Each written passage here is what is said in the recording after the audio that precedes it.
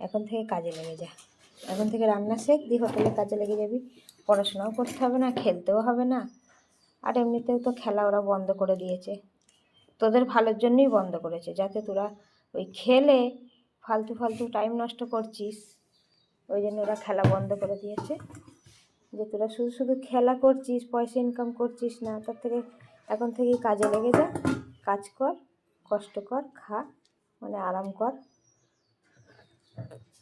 কত বুদ্ধি ওদের দেখেছিস, তোদের ভালোর জন্য তোদের খেলা বন্ধ করে দিয়েছে। আমিও তোদের ভালোর জন্য পড়াও বন্ধ করে দেবো।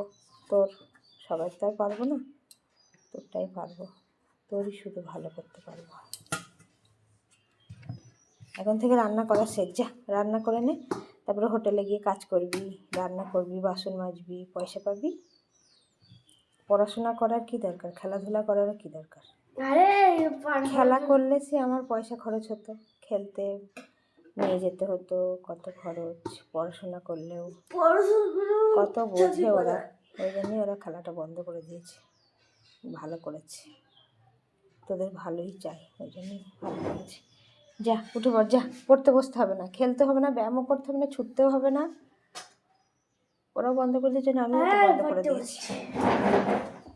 পরে কে বড়লোক হয়েছে? খেলে ছুটে কে বড়লোক হয়েছে?